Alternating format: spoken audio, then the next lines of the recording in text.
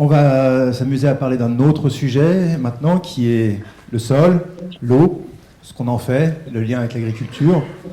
Pour ça, on a de nouveau Lucie Liège du CPIE, du Centre permanent d'initiative à l'environnement, Yann Nièvre qui va nous accompagner, et Romaric Vincent qui est arrivé aussi maintenant pour des aspects très concrets. Alors Romaric, tu peux rapidement décrire un petit peu comment tu interviens dans ton travail avant que je présente la suite.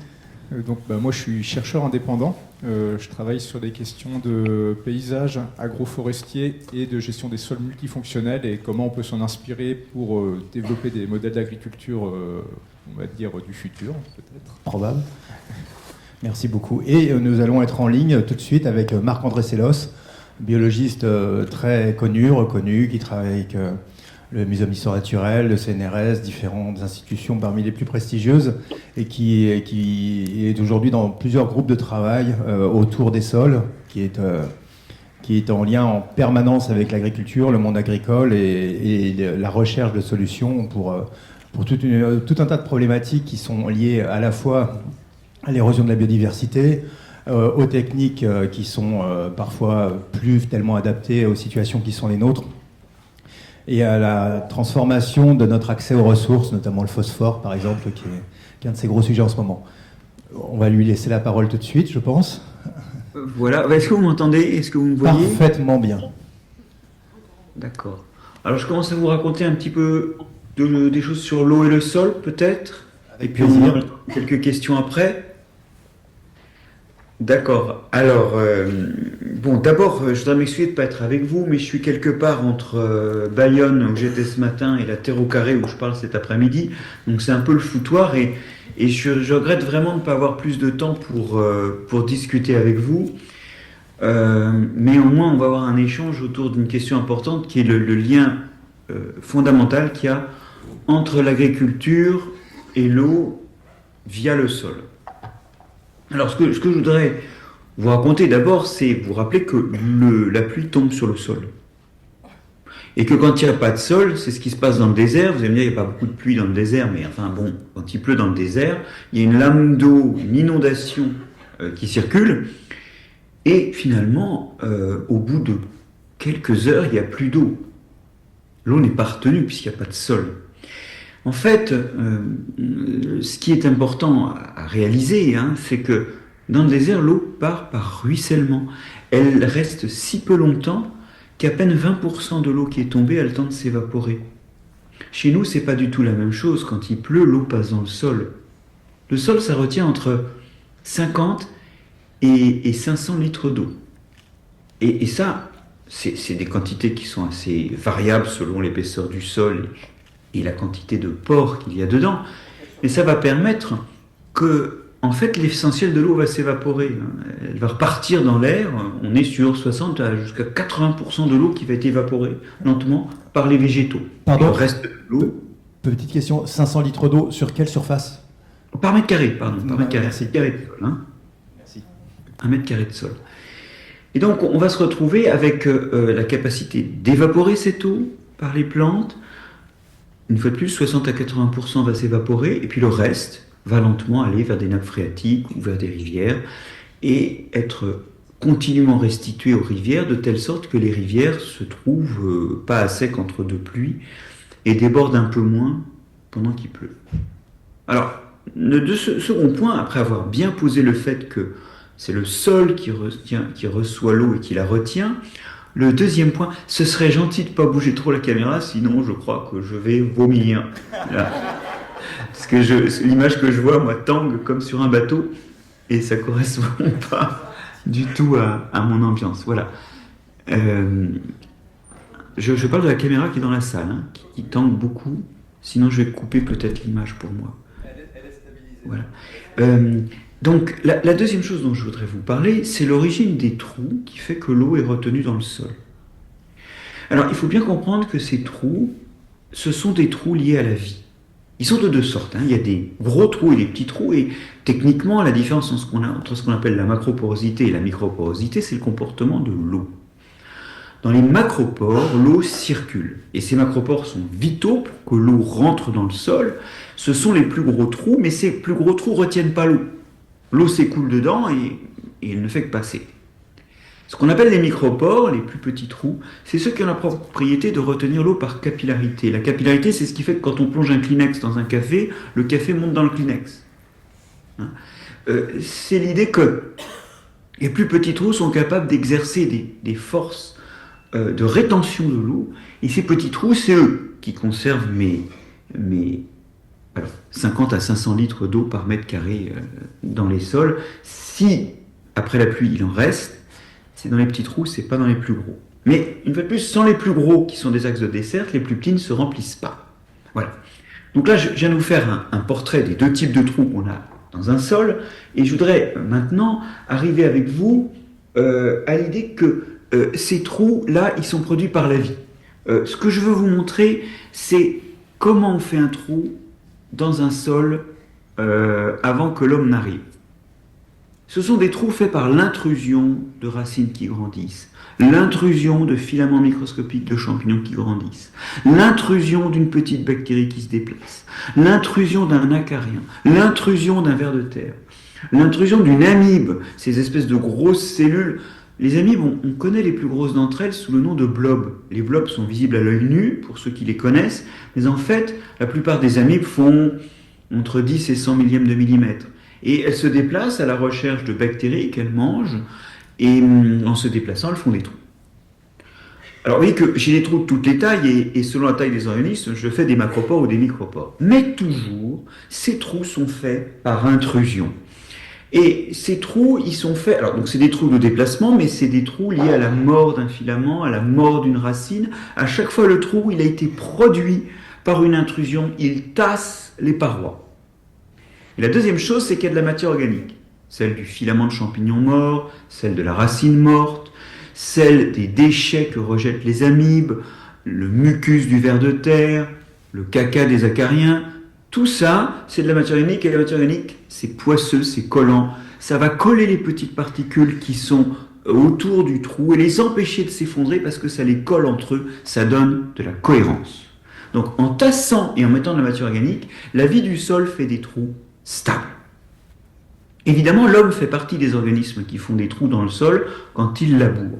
Mais ces trous-là ont plusieurs défauts qui n'en font pas des très bons trous.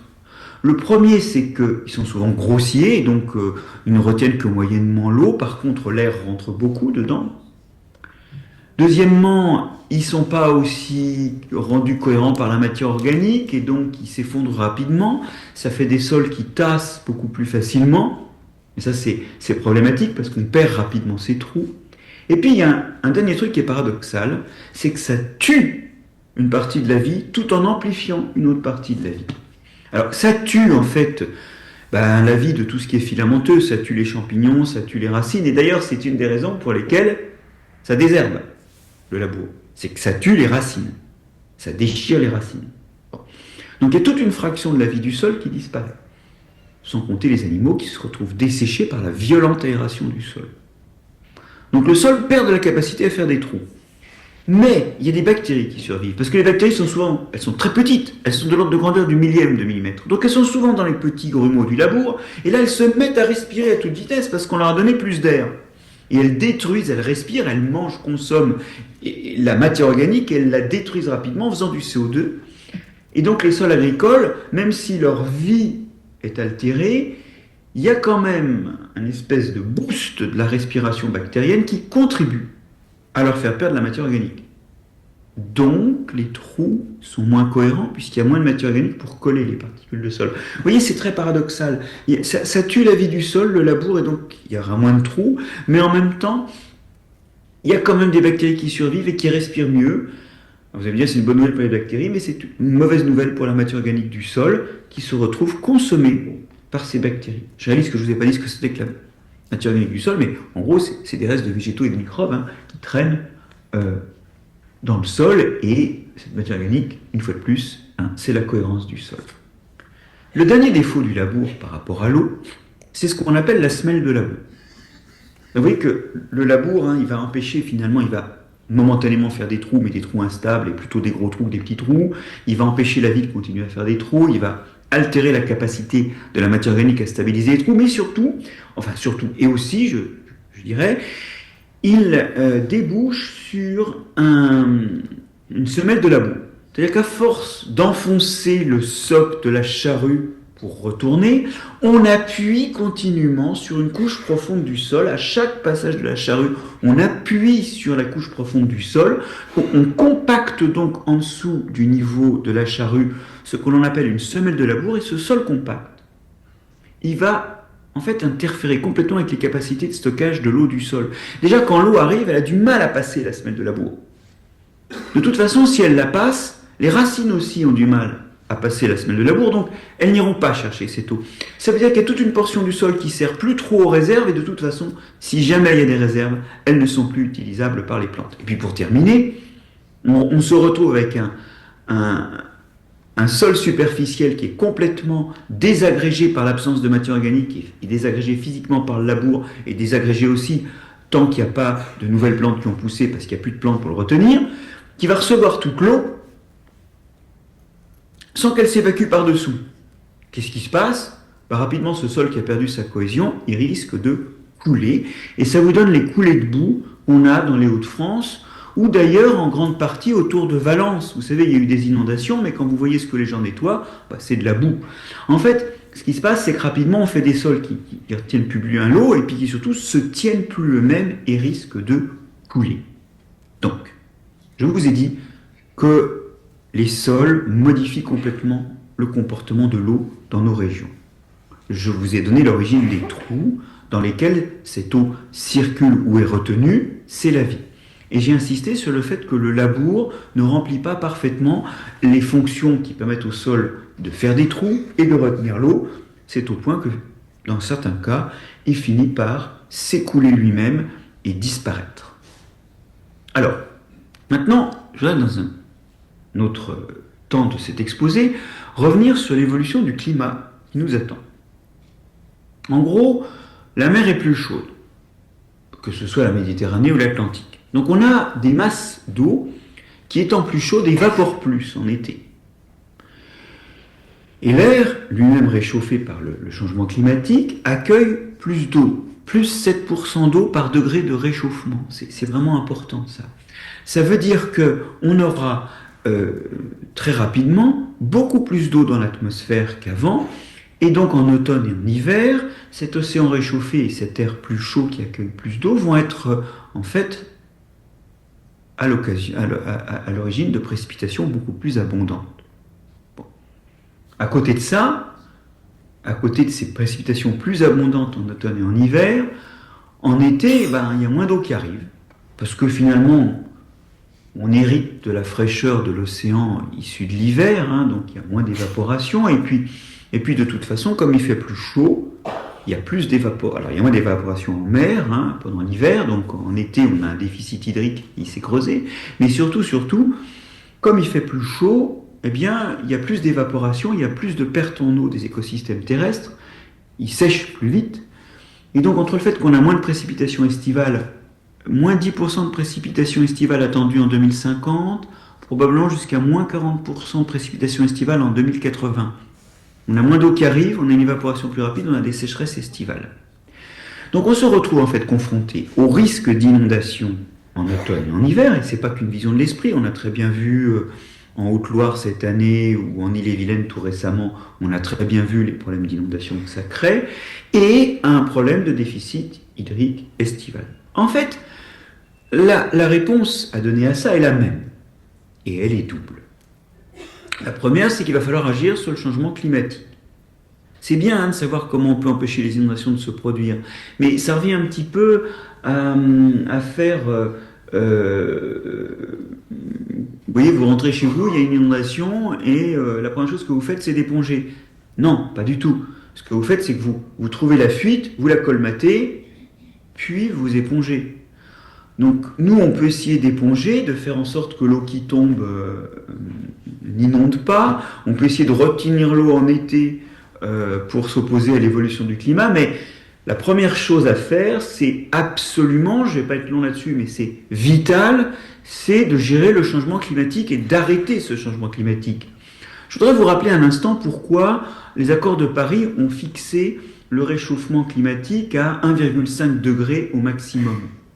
C'est parce qu'en fait, au-dessus, on n'est pas très sûr que l'humanité arrive à gérer partout les conséquences du réchauffement. Donc, il faut absolument qu'on s'attaque à cette histoire de réchauffement climatique. Et c'est vrai qu'en ce moment, le vent est mauvais, puisqu'il y a un certain nombre de trous du cul qui pensent qu'il n'y a pas de changement climatique et qu'on peut sortir des accords de Paris comme on veut. Bon. Donc ça, il va falloir qu'on le gère, et c'est un problème qu'on a géré en société. On a des gens qui aujourd'hui sont toxiques pour notre avenir par les décisions politiques qu'ils prennent en ne tenant pas compte des prévisions d'évolution du climat. Vous suivez ma pensée, j'imagine. Sachez que ces gens sont aussi parmi nous. Il y a quand même aussi beaucoup de gens qui considèrent qu'aujourd'hui, réduire la production de CO2, c'est des entraves à l'économie ou à l'agriculture. Donc ça, on n'en veut pas. Maintenant, de toute façon, le climat s'est réchauffé et va continuer à se réchauffer, puisque vous savez que quand on émet du CO2 dans l'air, ça prend un certain temps d'avoir les effets de ce CO2 en termes climatiques. Donc aujourd'hui, on a le climat hérité de nos émissions d'il y a 10-15 ans. Ça va continuer à se réchauffer, donc c'est vrai qu'il faut se préparer à éponger l'inondation ou à stocker pour l'été. Et là, donc, il faut que nos sols nous aident à faire ça. Donc, quand on dit qu'il faut que les sols aident à faire ça, je voudrais rappeler une chose, c'est que l'agriculture occupe 49% du territoire. Donc l'agriculture, ici, est la solution. Et je voudrais vraiment insister sur cette équation. Agriculture, solution. Il n'y a pas d'agribashing dans mes propos. Moi, je crois que l'agriculture peut tout et pas simplement nous nourrir. Alors, allons-y. Discutons un instant ensemble des formes d'agriculture qui peuvent faire que pour les territoires agricoles, on a à la fois une bonne rétention d'eau pour l'été et une bonne rétention d'eau contre les inondations en automne et en hiver. Alors ça, c'est assez simple. Hein. C'est un petit peu l'inverse des problèmes que j'ai mentionnés précédemment.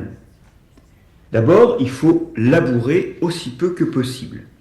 Tout ce que je dis, c'est aussi peu que possible ou autant que possible, parce que après, selon les cultures que l'on fait, selon les bassins de production où on se trouve, on ne peut pas toujours le faire. Mais ne pas labourer, c'est laisser la vie du sol se développer et faire des trous stables, c'est stabiliser la matière organique et de là avoir des trous plus stables.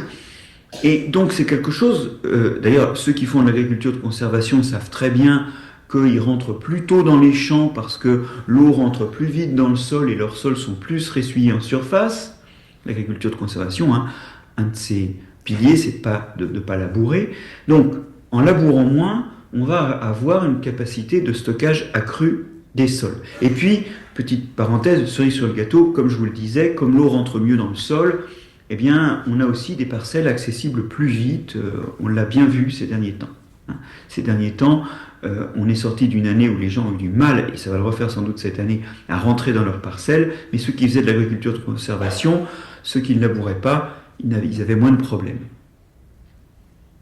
Vous m'entendez toujours? Parce que c'est parfait. C'est figé pour moi, donc d'accord. Ce qui compte, c'est que ça bouge pour vous. Donc, je laboure le moins possible. Ensuite, j'amène de la matière organique.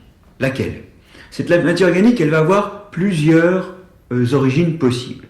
La première, bien sûr, c'est l'élevage. Alors là, c'est intéressant parce que ça veut dire que l'élevage, il peut avoir un rôle, et je pense surtout à un élevage extensif, hein, mais les quelques moments où on a des animaux en stabulation ou en étable, eh bien, on peut faire du fumier. Ce fumier, c'est un premier retour. En plus, c'est aussi un engrais, et un engrais qui n'a pas les défauts des engrais minéraux.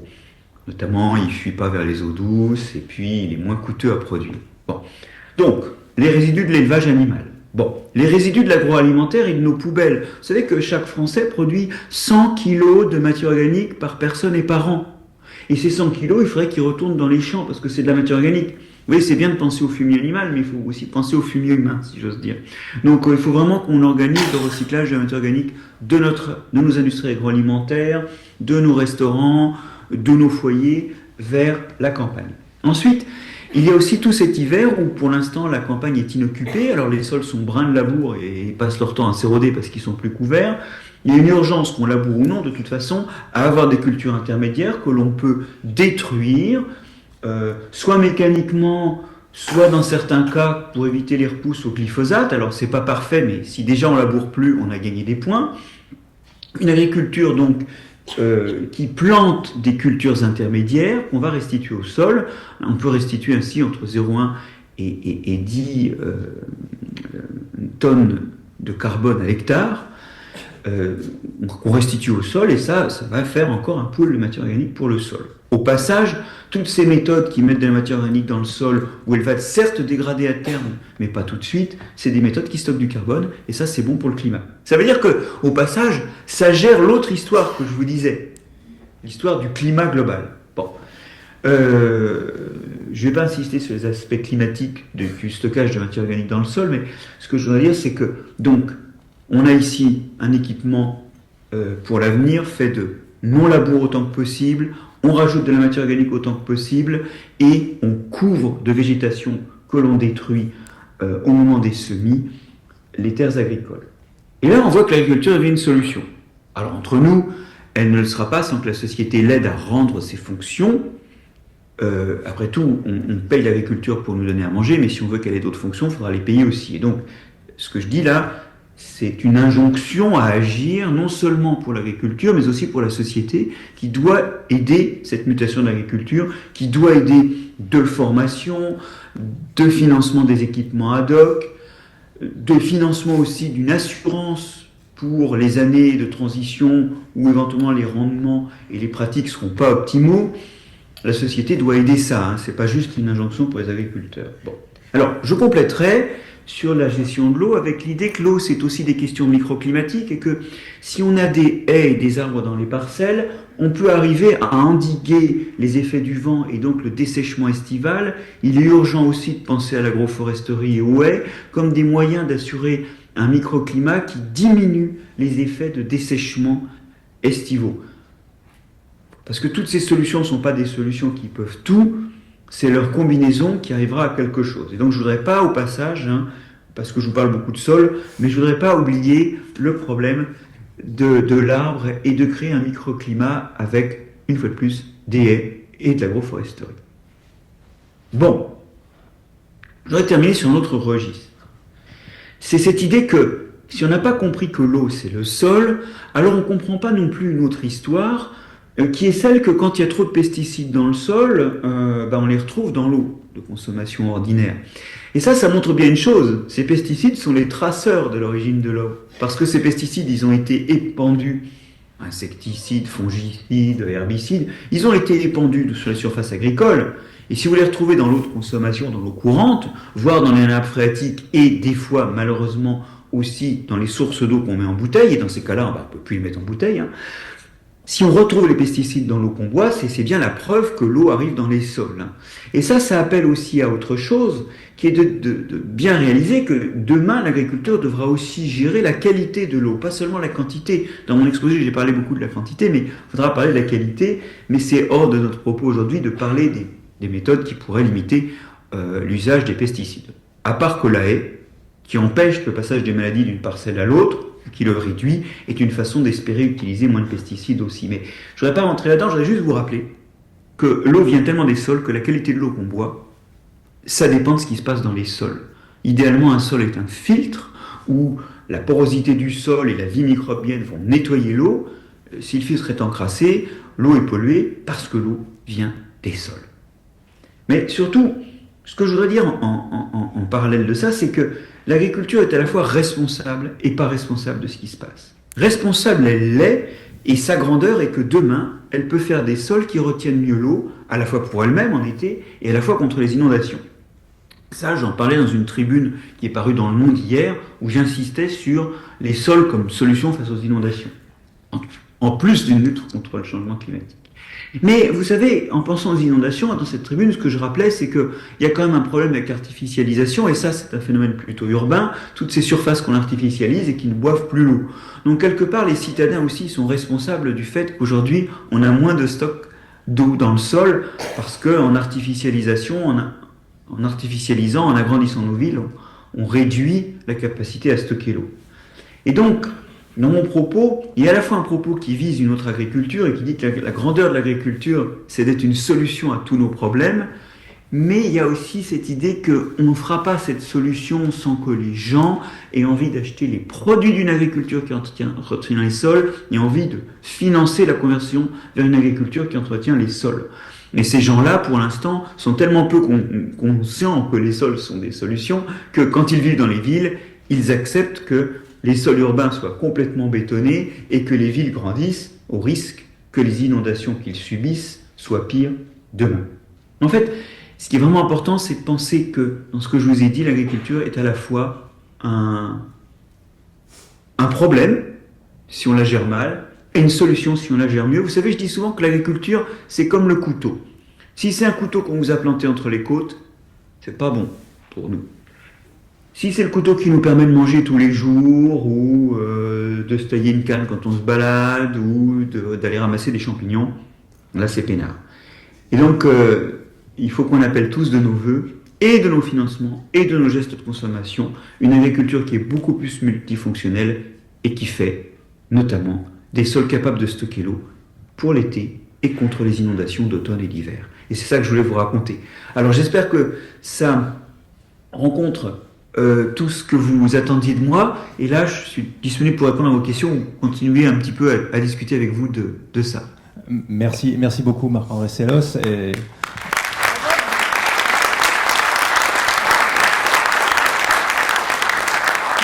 Visiblement l'exposé a plu. C'est votre temps très précieux. Est-ce que dans la salle, quelqu'un veut réagir, poser une question, et je la retranscrirai au micro? Monsieur, allez-y. Pierre Curmy, bonjour. Marc-André, tu m'entends? Parce que j'ai pas de retour, c'est un moment. Bonjour Marc-André, Pierre Curmy. Je voudrais, pédologue, on se voit régulièrement.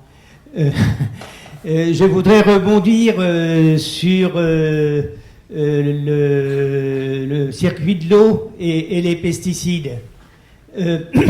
Les pesticides, même s'ils sont artificiels, c'est des matières organiques.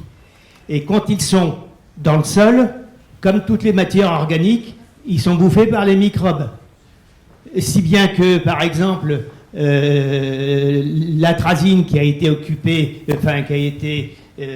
épandue pendant très longtemps, il y avait ce qu'on appelait le fait que le sol s'habituait aux produits et qu'il fallait en rajouter au fur et à mesure parce que justement les bactéries et les champignons ils s'adaptaient à cette nouvelle molécule et ils la boulottaient.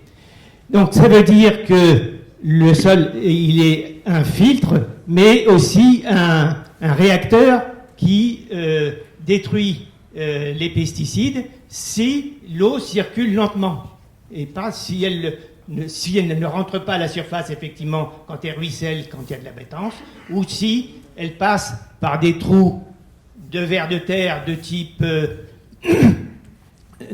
anécique qui effectivement tassent leurs parois, mais parce qu'il y a d'autres vers de terre et ceux-là ils vont amener les pesticides plutôt vers les nappes phréatiques, mais les vers de terre de type endogé et épigé, ils tassent pas leurs parois, hein, ils font des agrégats. Voilà. Merci pour cette intervention. Je ne sais pas s'il y a une réaction de Marc-André Sellos. Oui, alors c'est tout à fait exact. Hein. Alors, on a peu de données sur le rapport temps de séjour de l'eau, pollution, mais ce qui est certain, c'est que il y a des chiffres hein, qui sont parus dans la revue Nature il y a quelques temps, qui sont des méta-analyses d'une surface qui couvre à peu près le tiers de la surface cultivée mondiale, et qui montrent que sur le flux de pesticides qui arrivent au sol, en moyenne 80% sont dégradés par la vie du sol, ce qui montre ce rôle énorme de la vie du sol dans le nettoyage de l'eau. Il n'y a pas qu'un filtre physique dans le sol, il y a aussi un filtre biologique.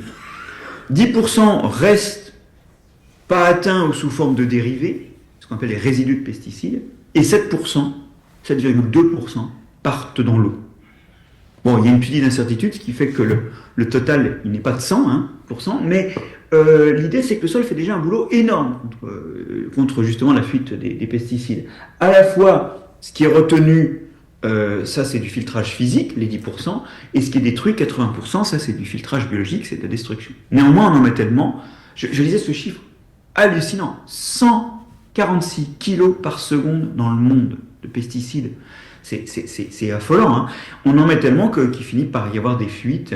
Et alors par contre, quand les pesticides ont gagné l'eau, alors là c'est tellement dilué que la probabilité qu'ils rencontrent des micro-organismes qui vont les détruire devient très faible, leur temps de vie augmente, et là c'est une pollution beaucoup plus durable que dans le sol. Merci. Est-ce qu'on profite qu'il reste encore quelques étudiants? Ce serait quand même bien que certains d'entre eux aient une intervention, mais peut-être n'en ont-ils pas. Une idée, envie de réagir à ce qui a été dit? Est-ce que c'est des choses que vous étudiez, les sols, dans cette forme-là, qui intègre vraiment la biologie et les espèces non directement agricoles? Et puis, est-ce qu'il y avait des points pas clairs, hein? C'est le moment d'oser les questions, parce que c'est votre génération qui fera ça mieux. Alors, entendons-nous, je ne sais pas juste que là, je suis en train de dire, nous, on a tout merdé, on arrête, et c'est vous qui allez travailler. On a travaillé, nous aussi, à trouver des solutions, hein, et moi, je fais partie de ceux qui ont qui ont contribué à tout ce corpus de connaissances d'écologie qui vous donne aujourd'hui aussi des outils. Même si effectivement, globalement, notre génération a failli, c'est vous qui devez comprendre comment ça marche pour faire moins de conneries que vos anciens. Hein. Alors, on a une question dans la salle qui arrive, de la part de personnes qui sont en train d'étudier en BPREA, brevet professionnel responsable d'entreprise agricole. Oui, bonjour. Est-ce que le labour, ça ne dépend pas des sols? Est-ce qu'il y a des sols qui doivent être plus labourés que d'autres et qui nécessitent ça pour cultiver? Alors c'est une bonne question. J'aimerais d'abord vous dire deux choses. La première, c'est qu'il y a des agricultures qui historiquement n'ont jamais labouré et ont été assez productives compte tenu de l'état des connaissances et de l'agronomie d'alors, pour nourrir des grandes civilisations. C'est toutes les civilisations précolombiennes d'Amérique. Il n'y avait pas d'animaux de trait, il n'y avait pas de fer, donc il n'y avait pas de charrue, pas de labour. Donc l'agriculture non labourée, hein, ça existait, et nous, on est nés dans une agriculture labourée, au point de penser que le labour est le geste agricole par excellence. Mais le labour, il produit des mouvements de cisaillement, de décalage des morceaux de sol. Alors que dans la vie du sol, il n'y a que des mouvements d'élargissement. Donc il y a tout un tas d'organismes qui ne survivent pas au labour. Le labour est incompatible avec la vie de certains organismes, et notamment des champignons. Il y a très très peu de champignons sur les sols labourés, parce qu'il y a peu de champignons qui soient... les champignons, quand il y a un écartement pur, quand vous travaillez à la grelinette par exemple, dans un sol de truffière, ça aide la truffe à pousser, parce que ça aère le sol, puis ça fait des trous, alors les filaments sont cassés, mais ils repoussent, et en repoussant tout droit, ils se reconnectent. En revanche, quand vous avez des décalages des morceaux, vos filaments, ils ont beau repousser, ils ne se reconnectent pas, et les champignons survivent très mal au labour. Donc le labour est incompatible avec certaines formes de vie des sols, et il y a même des sols en fait où le labour provoque des érosions très rapides en milieu tropical. Et ça explique des chiffres qu'on a du mal à réaliser en France. C'est qu'au Brésil, par exemple, plus de 60% de l'agriculture ne laboure plus, qu'en Amérique, près de 40% des sols ne sont plus labourés, du tout, jamais. Alors que chez nous, on est à 4% en France et 5,2% en Europe, c'est pas énorme. Alors après, est-ce qu'il existe des sols aujourd'hui on ne sait pas gérer sans labour? D'abord, il existe des cultures qu'on ne sait pas gérer sans perturber le sol. Récolter des patates ou des betteraves sans opérer des mouvements cisaillants dans le sol, c'est pas trop possible. Hein. Bon. Deuxièmement, il existe quelques sols où il est difficile de ne pas labourer. Je pense notamment à des sols très limoneux en climat océanique. Je pense au Léon, par exemple, hein, né de la Bretagne, fertile, hein, là d'où viennent les artichauts, les choux-fleurs. Alors là, c'est un peu difficile parce que les limons sont faciles à tasser, et quand il y a de l'eau, le tassement se fait encore plus facilement. Or, il y a 5-6 mètres de limon et un climat océanique. Bon. Donc, j'exclus pas, moi, qu'il y ait des régions où on ait besoin de labourer de temps à autre. Il faudra labourer en ayant beaucoup de matière organique de toute façon, hein, pour compenser les pertes de matière organique. Donc, il faudra apporter beaucoup de matière organique pour compenser. Mais, plutôt que de penser à ces exceptions, il faut absolument qu'on pense à tous les endroits où on n'a pas besoin de labourer. Ce d'autant plus qu'en termes d'accès aux parcelles, l'an dernier, je le répète, L'accès aux parcelles a été facilité dans les zones qui n'étaient pas labourées parce que le sol est plus capable de boire l'eau. Et moi, je sors d'une formation la semaine dernière près de Nevers où j'ai appris la chose suivante. Comme les sols des gens qui labourent pas étaient bien essuyés, les gens qui faisaient de l'agriculture de conservation, ils ont semé très vite. Et leurs collègues qui n'avaient pas pu labourer, parce que qui n'avaient pas pu rentrer dans leurs parcelles parce qu'il y avait trop d'eau qui ne s'écoulait pas, ils ont demandé à des agriculteurs qui étaient en agriculture de conservation de venir faire des semis sur leurs parcelles, des semis sur sol non labouré, qu'eux ne pouvaient pas faire, ils n'avaient pas l'équipement, parce qu'ils n'avaient pas le temps de rattraper leur retard dans l'itinéraire technique, et on s'est retrouvé avec des agriculteurs d'agriculture de conservation qui ont volé au secours de leurs voisins qui étaient en agriculture conventionnelle. Honnêtement, non labouré, ça demande un autre équipement, ça demande un autre savoir-faire, mais c'est une pure solution, à quelques rares exceptions près, dont il vaut mieux pas parler, parce que c'est la tentation de faire de ces exceptions des raisons de poursuivre ce qu'on a mal fait. Merci. D'autres interventions dans la C'est salle? une question intéressante, parce que je l'ai souvent, donc merci de l'avoir posée. Mais sinon, j'en ai une autre question. On y va. En grande culture, je m'y connais pas beaucoup parce que je suis plus maraîchage moi, mais j'ai une question là-dessus. Ceux qui sont en conventionnel vont traiter pour gérer les adventices, et ceux qui sont en bio vont beaucoup travailler le sol pour gérer les adventices. Du coup, il faudrait trouver un équilibre pour pas trop remuer le sol, quoi. En bio. Vous avez parfaitement raison. Il y a deux agricultures que j'appellerais vertueuses parce qu'elles remplissent des points positifs. L'agriculture biologique n'utilise plus de pesticides et c'est pas pour rien qu'on encourage à la conversion dans les bassins de captage des agences de l'eau ou des sociétés qui produisent de l'eau minérale en bouteille. D'accord ? Donc ça c'est génial. Sauf que comme on n'a pas d'herbicide, on est obligé de labourer.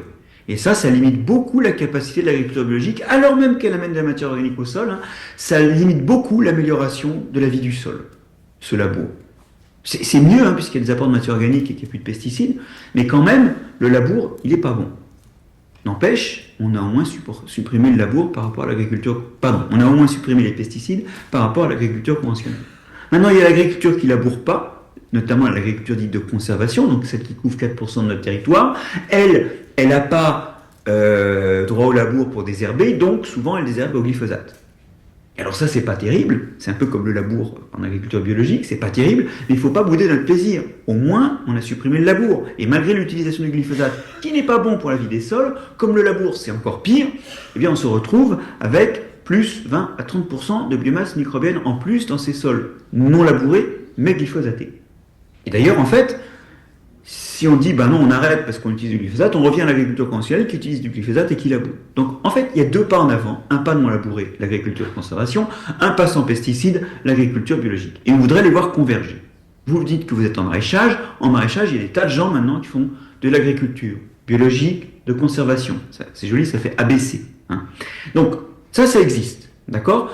En maraîchage, sur les petites surfaces, on peut faire des paillages, avec des paillassons, pas de plastique s'il vous plaît, parce que ça pèle dans le sol et ça laisse des microplastiques.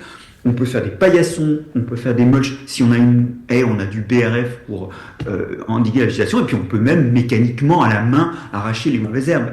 Sur des petites surfaces, c'est faisable. Le vrai Graal, c'est d'arriver à faire de l'agriculture biologique de conservation sur des très grandes surfaces, quand vous avez 800 hectares, comme l'autre jour, un de mes interlocuteurs au Canada, il avait 800 hectares, des paillassons de 800 hectares, je ne connais pas. Là, c'est plus délicat. Néanmoins, je connais des agriculteurs, notamment dans les Hauts-de-France, qui n'ont pas labouré qui sont en bio et qui n'ont pas labouré depuis 15 ans. Et il est urgent qu'on se penche, agriculteurs et scientifiques, sur ce que ces gens font pour voir si c'est juste que c'est des génies, s'ils ont eu un coup de peau, s'ils ont des sols très particuliers. Mais vous voyez, ce que je veux dire, c'est qu'il est temps qu'on fasse la recherche qui permettra demain facilement de faire de l'agriculture biologique de conservation sur des grandes surfaces, parce que vous avez raison, c'est le Graal. Mais ne boudez pas les deux agricultures qui ont fait au moins un pas en avant, l'agriculture biologique et l'agriculture de conservation. C'est déjà ça. On a une réaction aussi en salle, sur la scène, en l'occurrence de Romaric Vincent, qui... Voilà, je lui laisse la parole. Juste pour le côté grande culture, donc demain il y aura quelqu'un présent pour le marché, c'est Mélanie Petit de la ferme vivante 89.10 qui est en agriculture biologique de conservation des sols, donc elle fait des semis-directs de céréales sous couvert de luzerne, avec soit pas de travail de sol, je ferai un travail de sol de 3-4 cm. Ça reste à développer, hein, ces pratiques, c'est pas très stable d'un point de vue production notamment. Voilà, donc il y a aussi beaucoup de travail de recherche et développement sur ces systèmes originaux pour les rendre plus performants et adaptables à d'autres fermes et d'autres contextes. Tu as tout à fait raison de rappeler que une des solutions, un des outils, c'est quel couvert intermédiaire, voire même quel couvert permanent, parce que c'est une des façons d'empêcher d'arriver les plantes indésirables. On se rend compte que cette technicité est vraiment gigantesque et exigeante de la part des agriculteurs.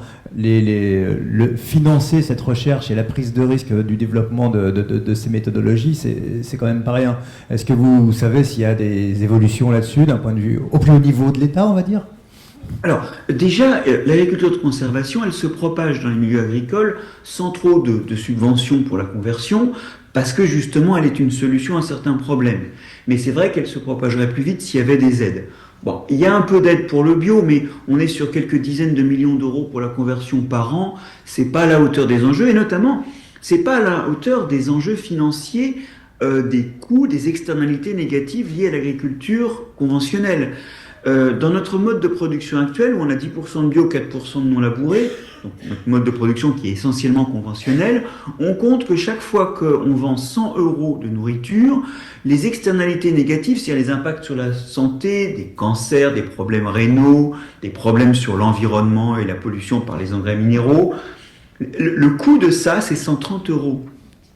Et dans les pays occidentaux, chaque fois qu'on vend 100 € de nourriture, selon les pays, c'est entre 80 et 200 €, 200 € c'est aux États-Unis, de coûts d'externalités négatives. Donc on paye déjà beaucoup pour remédier aux conséquences de l'agriculture conventionnelle. Et il faudrait qu'on ait un investissement à la hauteur de ça et qu'on se prépare à payer. Alors là, il va falloir avancer un petit peu les coûts, hein, parce qu'on ne paye pas les maladies des gens après la consommation, on paye les agriculteurs avant la production. Mais il faut vraiment qu'on se débrouille pour effectivement financer plus ça. Aujourd'hui, sur la perspective d'utiliser l'écologie pour faire une autre gestion de l'environnement et notamment une autre agriculture, il souffle un vent mauvais. Des gouvernements un peu démagogiques nous font croire que pour faire des économies, il faut qu'on économise sur l'ADEME, qu'on économise sur l'ANSES, qu'on économise sur l'OFB. Et ça, je vais vous dire, c'est de la foutaise. Parce que demain, les coûts de santé induits par la poursuite d'une agriculture telle qu'on l'a fait maintenant, on n'aura pas les moyens de les payer. Ils sont beaucoup plus importants que ne le serait l'investissement aujourd'hui, pour aider un peu à faire une conversion de l'agriculture. Mais entendons-nous, sans ce financement, il n'y aura pas de conversion. On ne peut pas demander aux agriculteurs qui sont déjà miséreux parce qu'on ne leur paye pas correctement leur travail, on ne peut pas leur demander, en plus, de changer le monde. Vraiment, c'est clair que la solution, c'est quand même l'électeur et le... Merci en tout cas. Merci en tout cas pour l'euphémisation de la démagogie gouvernementale. Est-ce qu'il y a encore une petite intervention avant de peut-être libérer Marc-André Sellos ? Juste là, deuxième rang. J'en profite pour dire que Mélanie Petit était intervenante l'année dernière. Oui, tout à fait. Vous l'avez en replay. Oui, la ferme 8910, vous pourrez la retrouver dans les vidéos de l'année dernière des États généraux d'agriculture alternative. Non mais ça, c'est des gens qui ont de l'or dans la tête. Hein. Et dans les mains, et partout. Quoi. Donc il faut aller les chercher, ces gens-là, les écouter et voir ce qu'on peut récupérer de leur savoir-faire. Oui, ce qu'il faudrait souligner aussi pour pouvoir répondre à la façon de gérer les sols, c'est leur diversité. Et simplement, sur la texture, un sol sableux, un sol limoneux et un sol argileux, et dans les argiles, un sol qui est sur des argiles dans lequel on peut faire de la poterie, des kaolinites, et un sol sur des argiles dans lequel on va utiliser comme médicaments, comme les smectites, parce qu'elles ont une capacité de retrait-gonflement très importante. Dans ces différentes situations, les problèmes que tu discutais de tassement, de circulation de l'eau, de récupération de la structure sont différents. Donc on a une diversité de terroirs qu'il faut prendre en compte dans notre gestion? Réponse. Tu as tout à fait raison. Le truc, c'est que moi, je donne une vision générique de la chose. Mais par exemple, quand je dis qu'il faut mettre de la matière organique dans le sol, bon, si vous mettez de la matière organique dans un sol sableux, de toute façon, il y a tellement d'oxygène que ce sera respiré très vite, vous n'allez pas engranger grand-chose. Hein. Et on compte que s'il n'y a pas au moins 10% d'argile dans un sol, la matière organique qu'on met, elle n'est pas stable.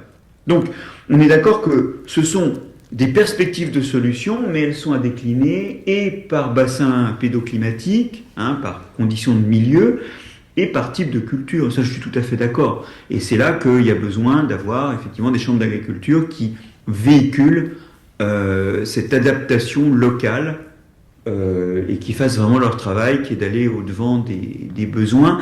Parce qu'aujourd'hui, en fait, la perspective, c'est quand même plutôt de se dire, bon, de toute façon, avec nos outils, avec nos engrais, avec nos pesticides, on peut faire n'importe quoi, n'importe où. Bilan, on s'affranchit complètement de cet atterrissage sur les conditions de climat, les conditions de sol et les types de production locale qui, évidemment, nécessitent des déclinaisons des bonnes solutions au cas par cas. On retombe sur la notion de terroir. Est-ce qu'il reste encore une question Voilà. Bonjour. Ce n'est pas l'intelligence artificielle qui va nous aider pour faire de l'agriculture. Bon, alors il y a une intervention là-bas aussi. Une dernière question pour rebondir sur ce qui a été dit précédemment.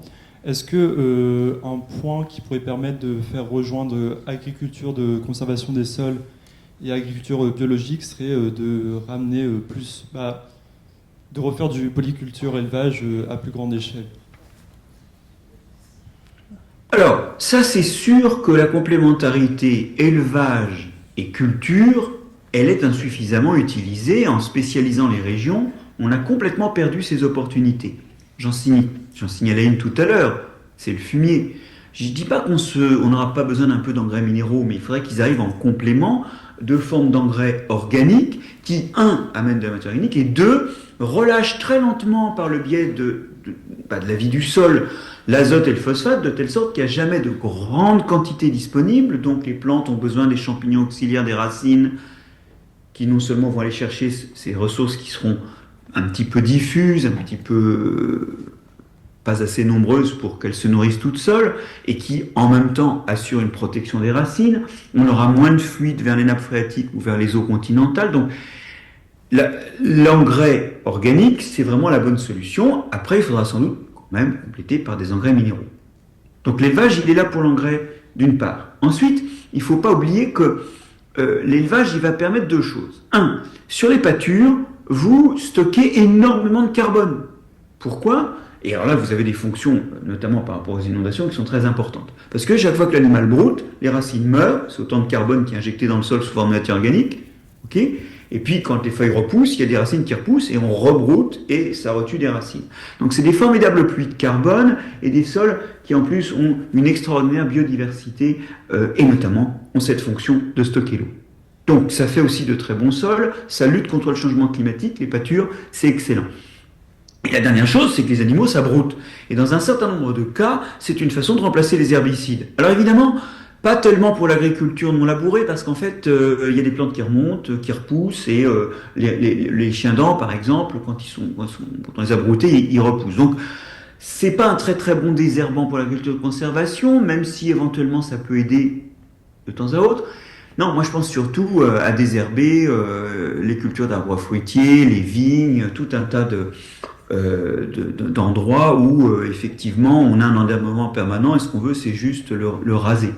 Donc l'animal comme tondeuse c'est assez bien. Et là je reviens de Bayonne où toutes les pelouses des anciennes fortifications autour de la ville sont gérées par des chèvres. Merci beaucoup pour cette réponse. Et écoutez, je crois qu'on va pouvoir vous libérer. Encore une dernière question. On te fait confiance, Christophe, pour qu'elle soit synthétique. Elle est conclusive. Ça fait des années que vous sillonnez la France pour expliquer, éduquer, etc. On est face à un vent mauvais en ce moment. Est-ce que, dans l'ensemble des conférences que vous donnez, des questionnements que vous posez, vous sentez néanmoins quelque chose par en bas qui est en train de passer, qui est en train de bouger, ou est-ce que c'est pathétique et on ne sait pas où on va? Alors, on ne sait jamais où on va, donc la période actuelle ne fait pas exception, mais en revanche, bon, je vois effectivement que ça bouge. Ça bouge chez les citoyens, parce qu'il y a de plus en plus de gens qui s'intéressent au sol. Moi, on me demande souvent de faire des conférences là-dessus. Ça bouge chez les agriculteurs qui voient bien les phénomènes d'érosion et qui se posent des problèmes, notamment dans les Hauts-de-France. Et il y a des gens qui mettent déjà en place des solutions. Je vois des villes qui les imperméabilisent, je vois des agriculteurs qui passent à l'agriculture de conservation. En viticulture, je vois l'enherbement qui gagne. Je vois que, d'ailleurs, en agriculture, ça marche surtout là où il y a de l'argent, parce que quand il n'y a pas d'argent, les gens ne peuvent pas bouger. Et j'en reviens à la nécessité que la société assiste un peu ça. Donc il y a un mouvement. Cela dit, quand on parle de 4% de la surface agricole en France non labourée, ben, c'est ridicule, c'est pas assez, et ça bouge pas assez vite. Et c'est pareil pour le changement climatique.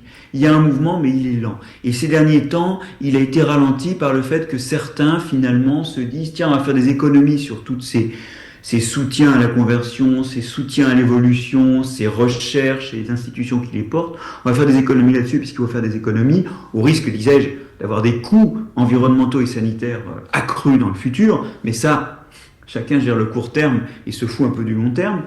On a aujourd'hui effectivement eu un pas en arrière et un vent mauvais qui souffle, et ce vent mauvais, il souffle parce que, je vais dire les choses très crûment, hein, un certain nombre de responsables du centre et de la droite se disent « Oh, on va lâcher du lest là-dessus », et en fait, ils sont en train de préparer la voie qui minore complètement ces outils, ces perspectives et les problèmes qu'on est censé résoudre, et qui sont en train tout simplement de détruire la possibilité demain de mobiliser les gens autour de ça. Et là, il faut qu'on lutte. Et on peut lutter de deux façons. Nous sommes ceux qui font, nous sommes le tissu productif, nous sommes le tissu actif de ce pays. Si on décide de faire des choses, elles se feront. Et il faut qu'on continue d'expliquer. Nous sommes ceux qui peuvent convaincre.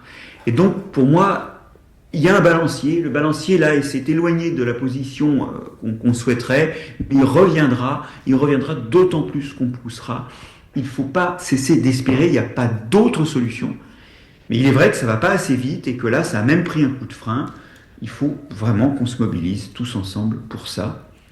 Et juste parce que c'est une façon de préparer mieux nos vieux jours et la vie de nos enfants.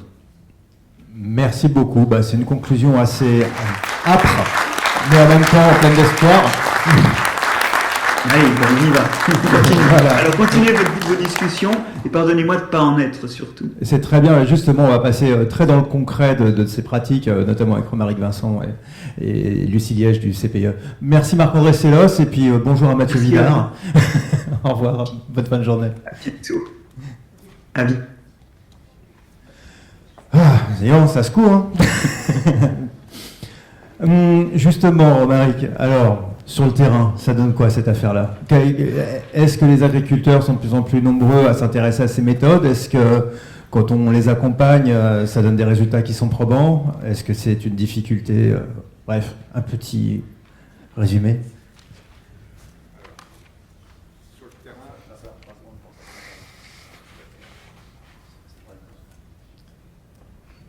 Sur le terrain, donc oui, il y a des agriculteurs pionniers dont on a parlé, il y en a plein dont on n'a pas parlé.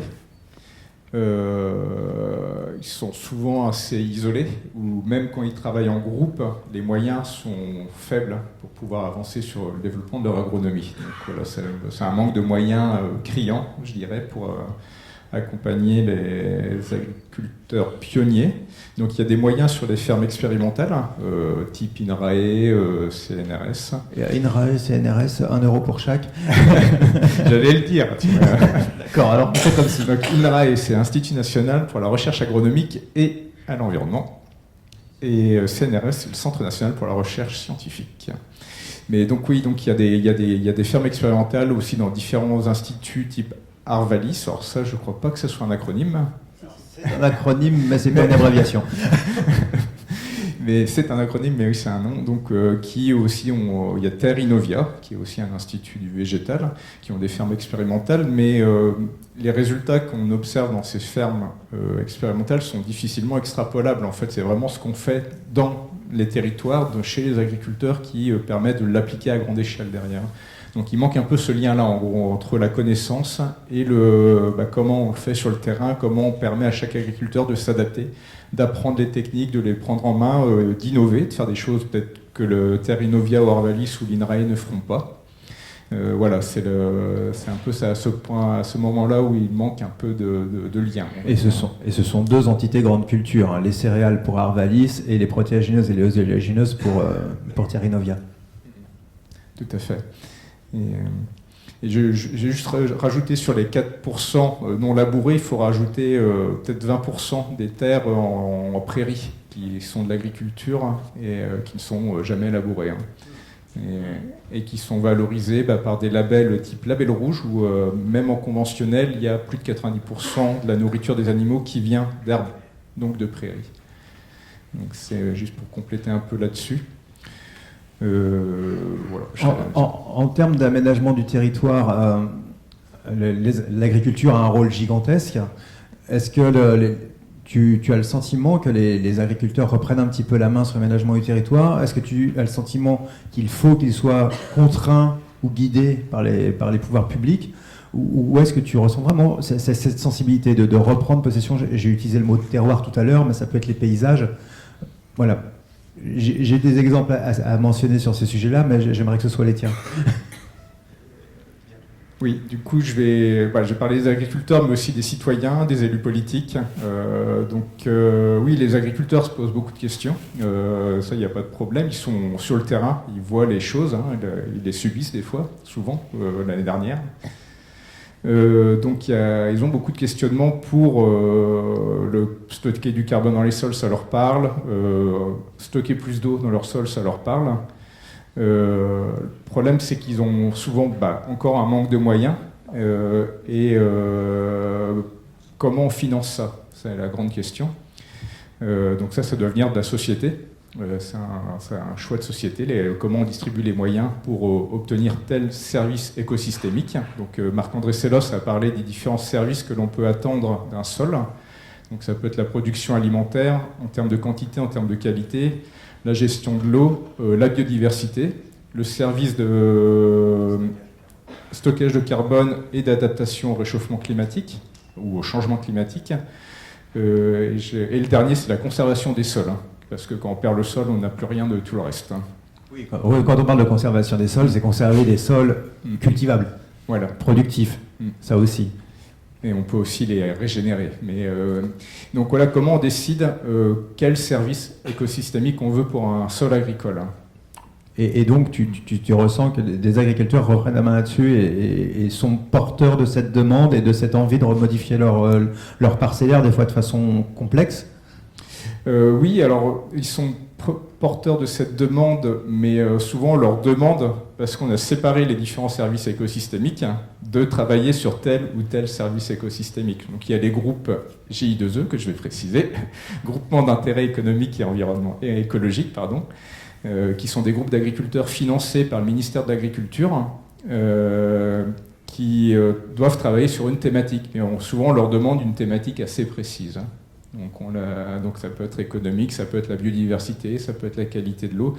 Il y a un GI2E des Eaux de Paris qui travaille sur la qualité de l'eau. Mais le côté vraiment avec, en gros, il y a 6 services écosystémiques globaux. Ça, on les adresse jamais tous ensemble, trop rarement, je dirais. Donc, et ça, pour moi, c'est vraiment une question de territoire. C'est une question politique. D'accord. Alors, Lucie, vous connaissez tous les deux, vous êtes déjà croisés à plusieurs reprises. Le CPIE, le Centre permanent d'initiative à l'environnement, fait partie de ces interlocuteurs et de ces intermédiaires, en fait, finalement, entre cette demande des agriculteurs et la possibilité de faire. Oui, c'est ça. Et donc, le CPIE, Centre permanent d'initiative pour l'environnement, on est une association qui travaille sur une bonne partie de Lyon et de la Nièvre avec une posture qu'on dit de la facilitation de l'action commune, donc de travailler vraiment à l'interface entre une diversité d'acteurs et aussi bien sur des questions de bocage, d'agroforesterie que la question du renforcement du pouvoir d'agir sur les sols, entre autres, pour que chacun puisse vraiment plus agir après à son échelle. Et donc on travaille aussi beaucoup sur les questions d'eau et d'alimentation. Et on a mis en place plus récemment un projet qui porte plus spécifiquement sur la question, justement le titre est trop d'eau, pas assez d'eau, gérer l'eau du sol de la parcelle au territoire. Et c'est vraiment un projet qu'on a mis en place parce qu'on sentait des questionnements qui venaient du terrain quand on rencontrait des agriculteurs, notamment cette année où il y a eu de l'excès d'eau, où c'est vraiment une problématique qui est ressortie fortement, mais aussi avec des agriculteurs qui nous disaient oui, mais que fait la recherche? Nous, on les attend sur le terrain et on ne donne pas de solution d'adaptation au changement climatique. Et entre autres, on ne donne pas de solution clé en main parce qu'il y a aussi des solutions qui doivent toutes s'adapter à un contexte.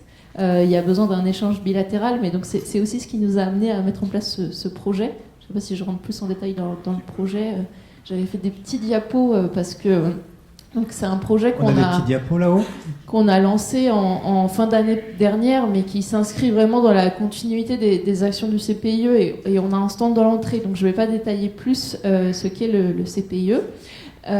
Mais donc ce projet, il vise notamment à se poser à la question de comment réagir aussi en dehors des périodes de crise. Comment anticiper, parce qu'actuellement on réagit souvent à des sécheresses, à des excès d'eau. Et donc il y a 4 objectifs à travers ce projet. C'est déjà d'identifier, selon les contextes locaux, pédologiques et autres, des bonnes pratiques, enfin plutôt des pratiques résilientes, parce que bonne pratique c'est un terme compliqué, résiliente aussi, de gestion de l'eau. Notamment sur le volet quantitatif. Quelles sont les solutions à développer en agriculture pour gérer la quantité d'eau, et ça, les identifier avec les agriculteurs présents. C'est pas pour arriver et dire voilà, il faut mettre ça en place partout, et après de les partager. Parce que pour nous, il y a vraiment un intérêt à générer des dynamiques collectives. Et souvent, c'est un facteur de changement assez fort que de générer des dynamiques collectives.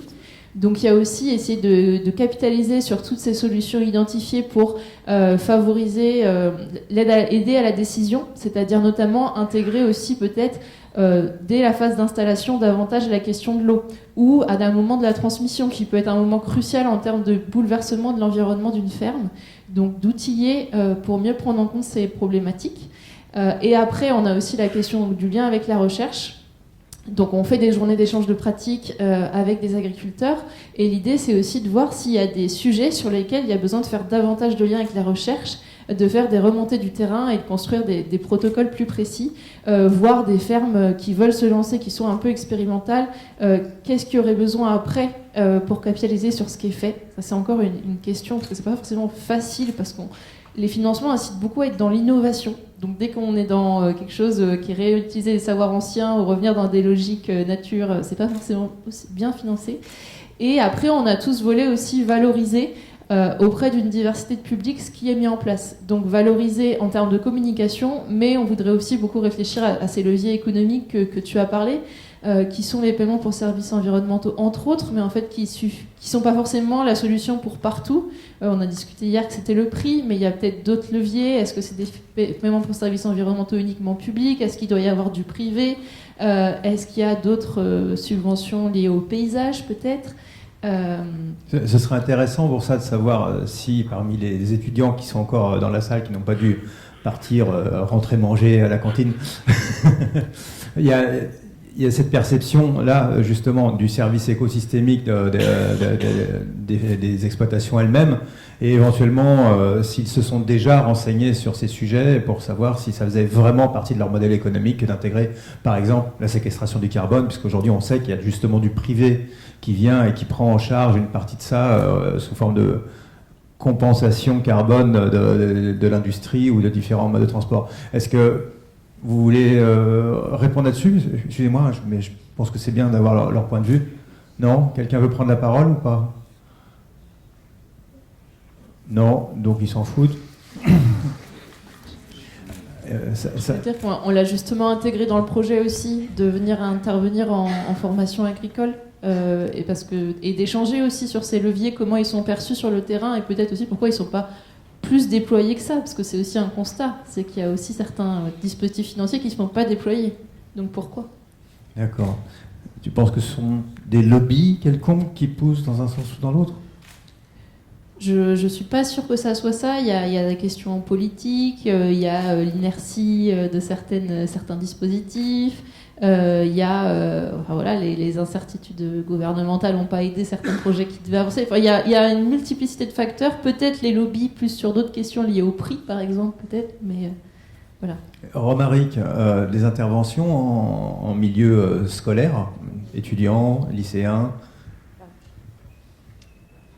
J'en ai fait quelques-unes. Je suis pas un enseignant, j'étais enseignant plus en université, mais pas au niveau lycéen. Il nous reste des BTS là. Il reste des PS, très bien. Donc, je vais juste donner un exemple que j'avais fait l'année dernière qui était assez marrant. C'est à la fois, c'est pas que pour les étudiants, c'est pour tout le monde. Donc c'était un atelier sur choisir quel service écosystémique on voulait pour notre territoire. Donc je demandais, là dans le cadre du BTS, j'avais demandé de prendre un rôle parce qu'il n'y avait pas forcément des élus dans les étudiants, il n'y avait pas c'était pas encore directement agriculteur, il n'y avait pas de responsable d'une association écologique par exemple, il n'y avait pas d'écolo bobo pour rigoler. Je leur avais demandé d'exagérer un petit peu sur les rôles et de travailler en groupe sur définir ensemble, en groupe de 5-6 personnes, quel pourcentage ils mettaient sur chaque service écosystémique.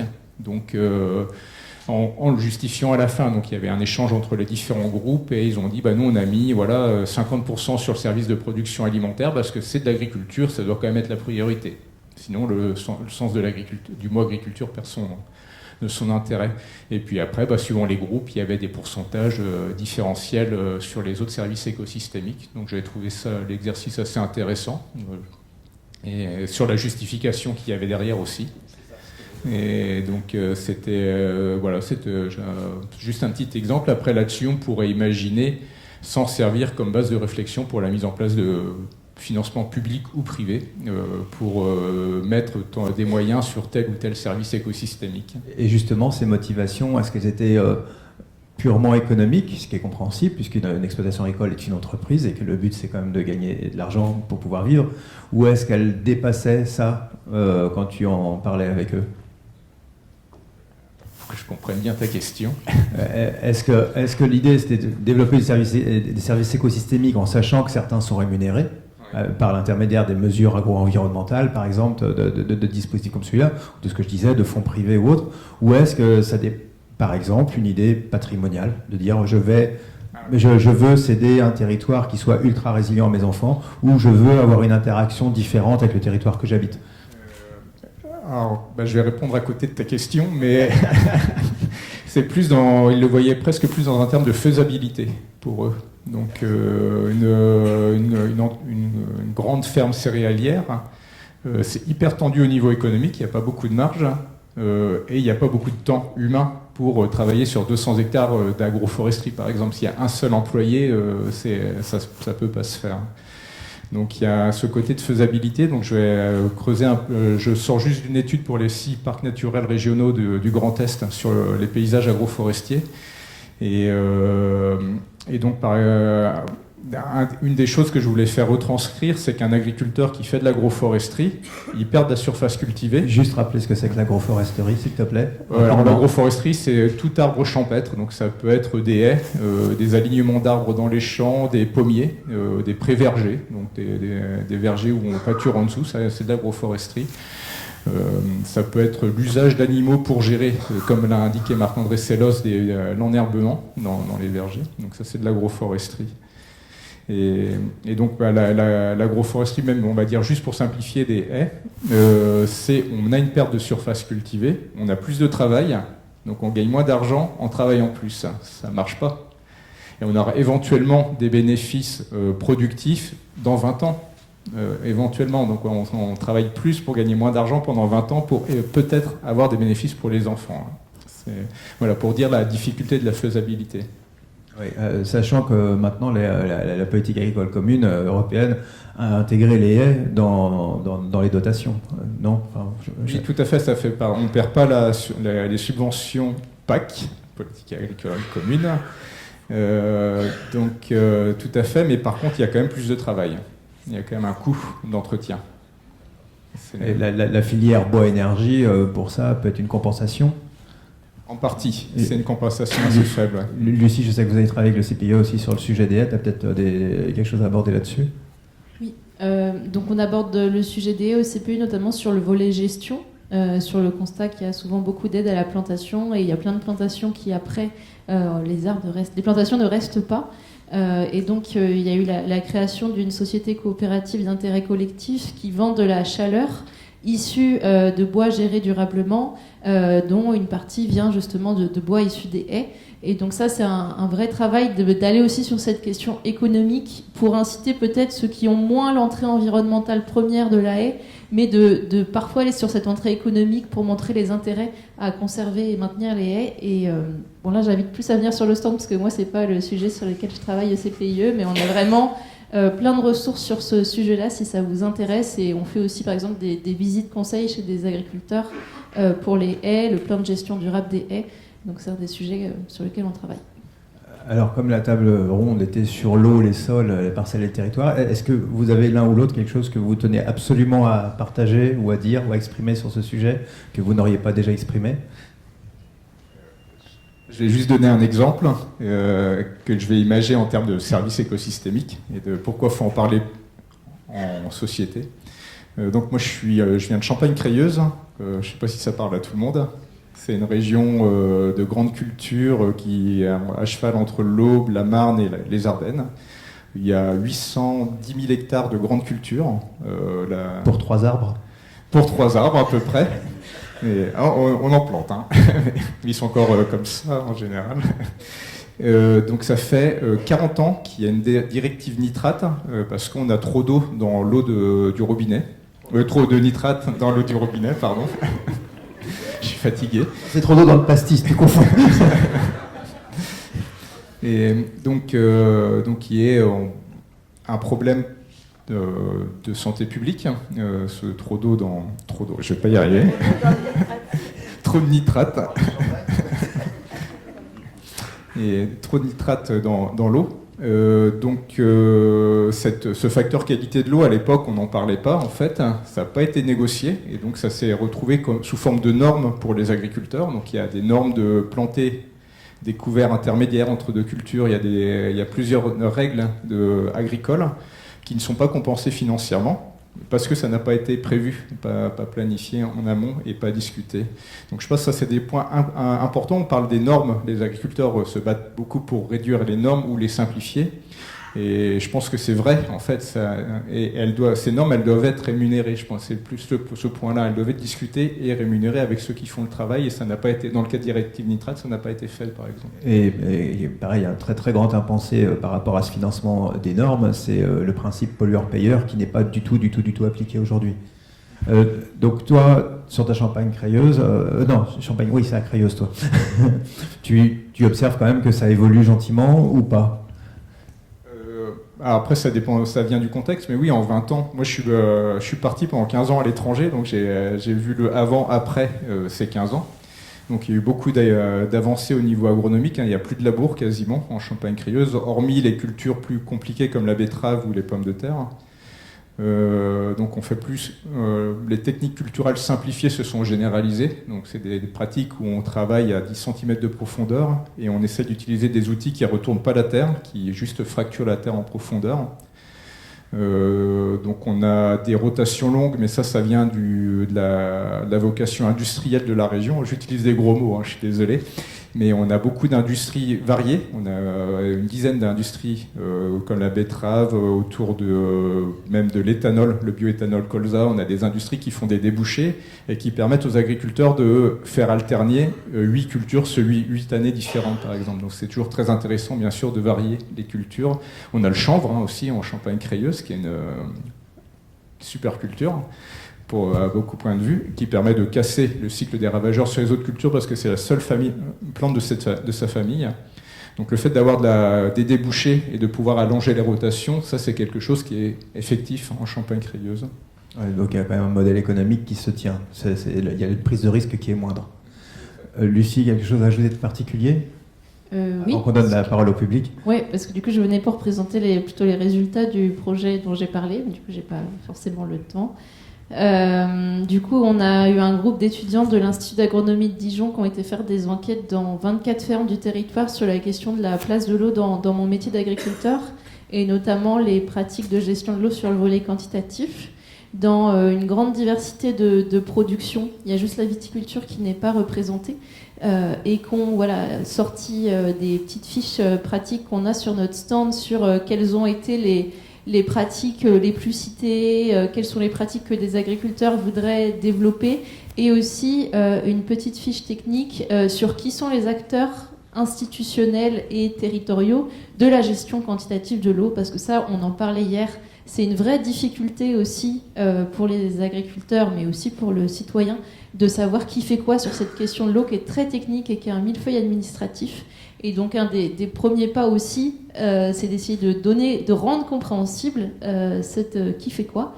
Et par exemple, un des nœuds de tension, mais qui est assez intéressant sur le fond, c'est la question des fossés, des rues, du curage des fossés et des rues, sur lequel, par exemple, le dialogue est rompu. Mais il y a un vrai intérêt à recréer du dialogue et donc à essayer de favoriser les liens entre agriculteurs et acteurs de l'eau. Donc on a des fiches sur notre stand.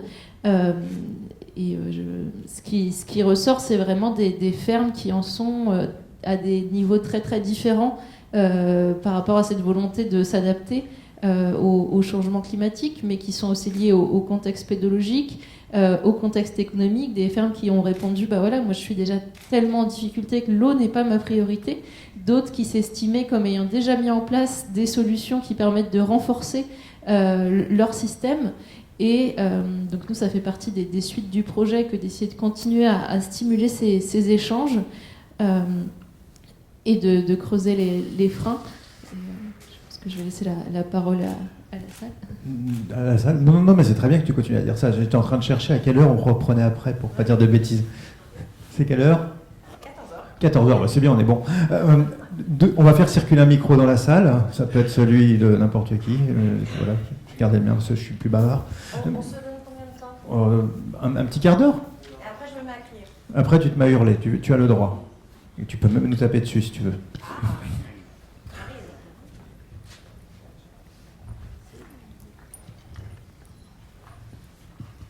Merci.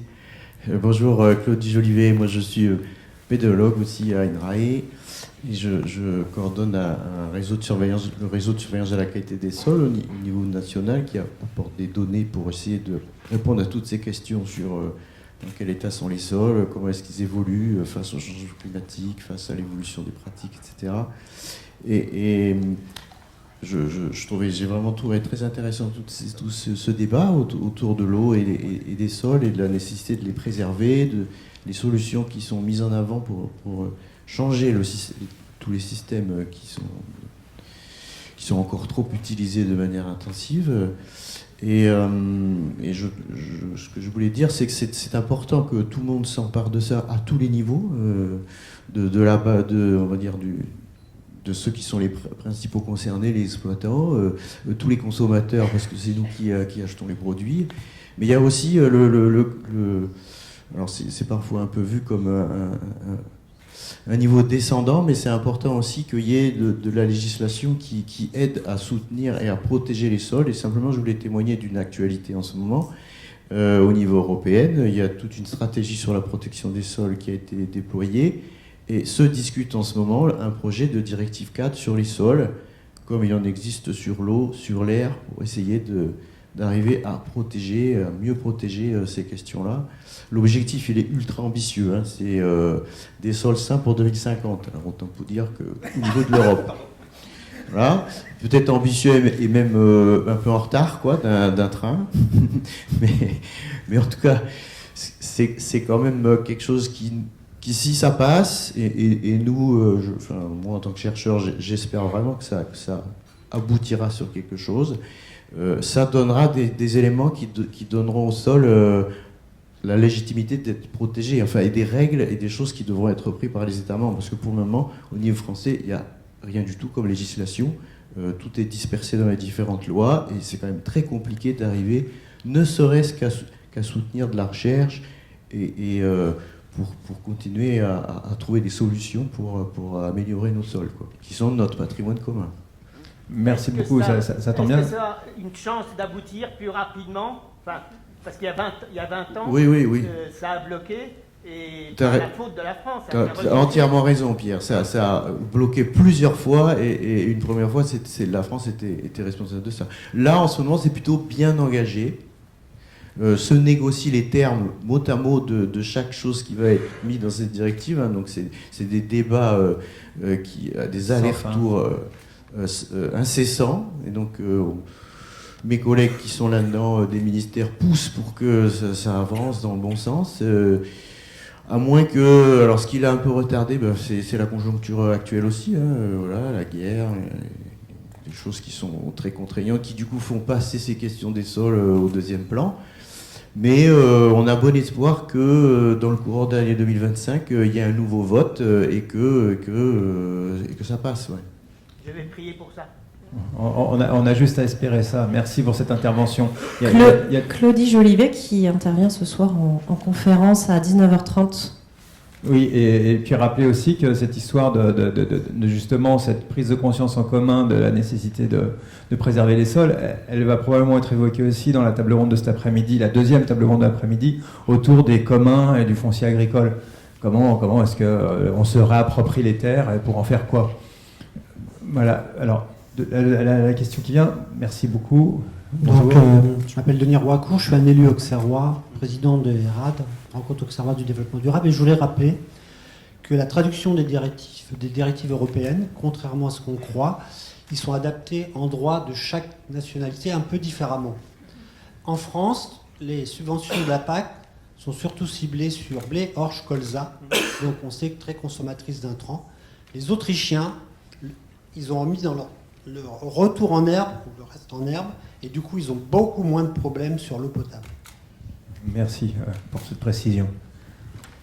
Il y avait une question près de la caméra aussi, je crois. Une dame qui avait levé la main. Et devant aussi. Alors, qui avait levé la main au milieu? Non, c'est fini. Bon, alors voilà, il y a une dame devant. On va faire passer le micro, notamment à des personnes qui n'ont pas forcément beaucoup parlé. Sophie Cambon-Gros, animatrice de la fresque du sol.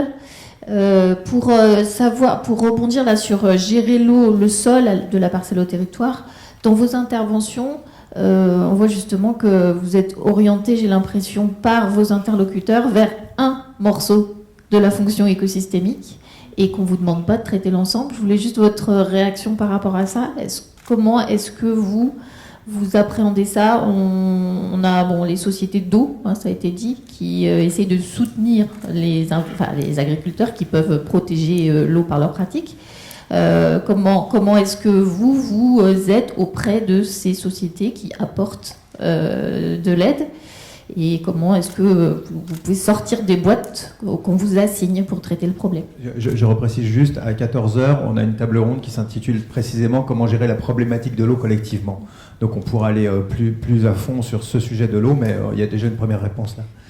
Je dirais que c'est pas facile. On a une petite incitation à rester dans le cloisonné. Là, par exemple, on est sur la quantité, mais on essaye de garder le lien avec la qualité, ce qui est déjà pas forcément traité souvent assez séparément.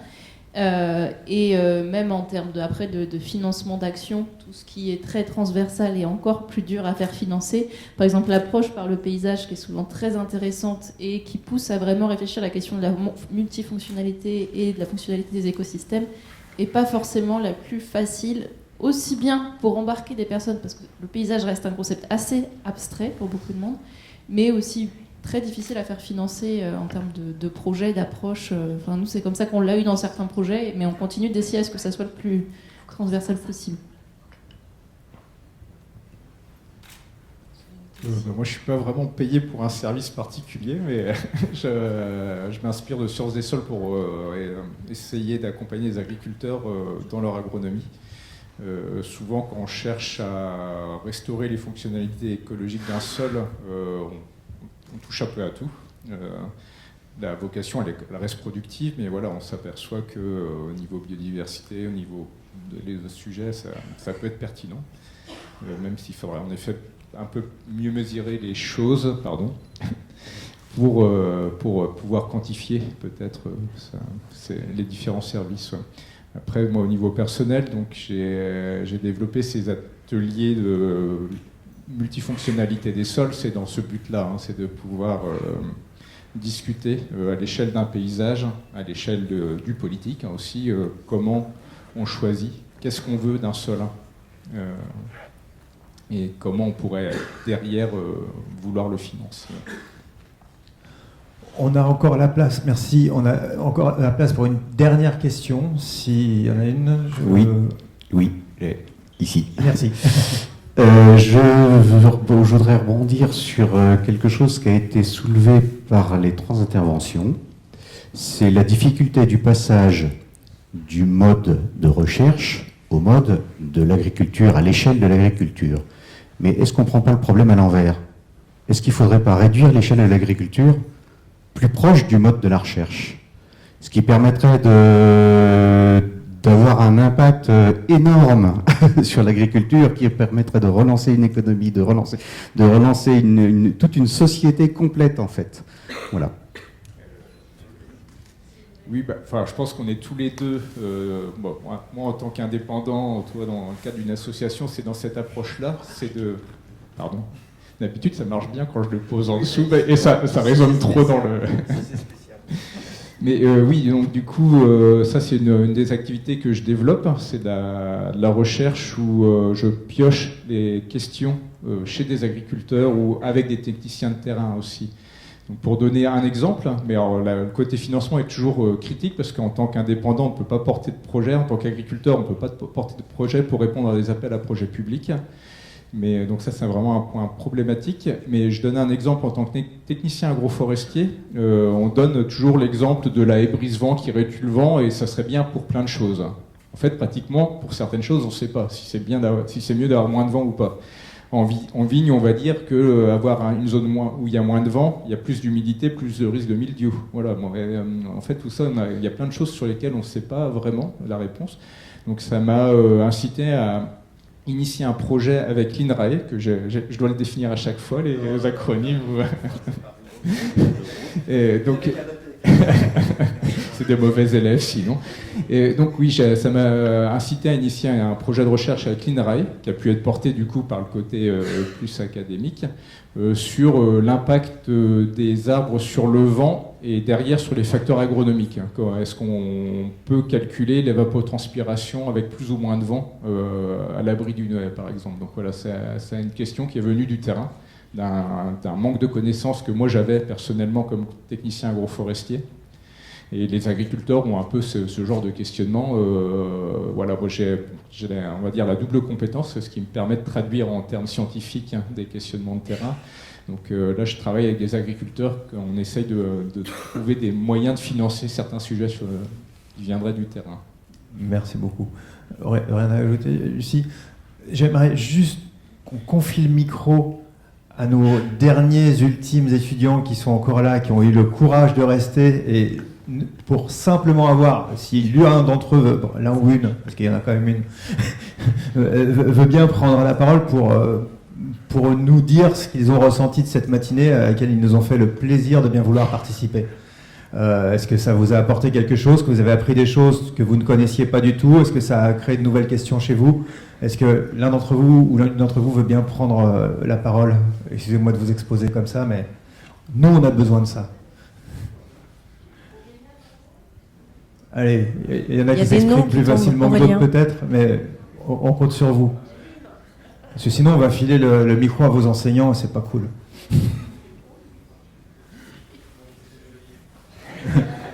Est-ce que tu as le sentiment que tous les échanges qu'on a depuis ce matin, entre ce que vous avez apporté, ce que d'autres apprenants ont apporté, ça a contribué à votre réflexion? Ou est-ce que c'est des choses que vous saviez déjà et finalement on a tourné en rond autour de sujets que vous connaissez par cœur? Voilà, en mettant bien le micro proche. Déjà non, c'est pas le cas. Tout ce qu'on a abordé ce matin, on ne le savait pas. Alors on en avait déjà entendu causer, on en a déjà discuté, mais tout ce qu'on a fait, on l'a déjà approfondi. Au niveau déjà de la première partie, quand on a fait les présentations, il y avait des installations, par exemple en espace test, tout ça, moi j'en avais jamais entendu causer, je pense que je suis pas le seul. Donc oui, ça a été des échanges intéressants. On a appris beaucoup de choses. Quoi de plus? Pas grand-chose, quoi. Bah, ça nous flatte. Et on est heureux de servir à ça.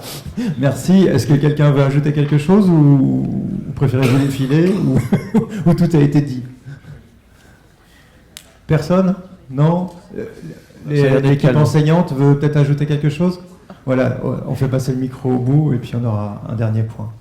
Et comme ça, je n'aurai pas trop retardé tout le monde et on aura une belle conclusion, j'espère.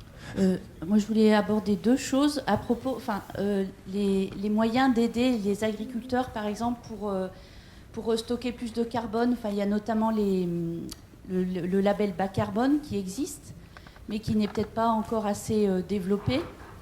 Et d'après ce que je sais, en fait, je crois que c'est pour des personnes qui vont améliorer leurs pratiques.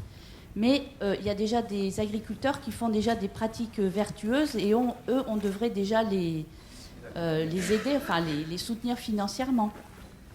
Ça, c'est le premier point, label bas carbone.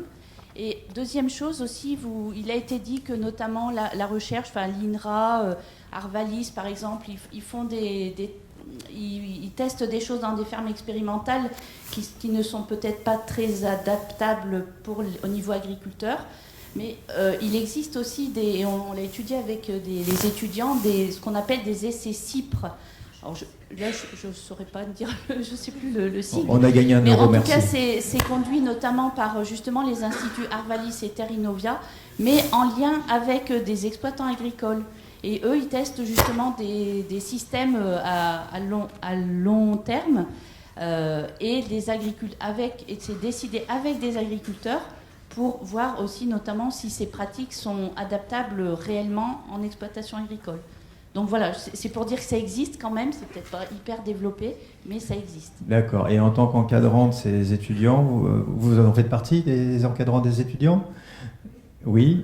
Donc, qu'est-ce que vous avez ressenti de cette matinée? Ça vous a apporté quelque chose ou... Ah oui, moi j'ai découvert par exemple les espaces tests, notamment, entre autres, voilà, et puis après...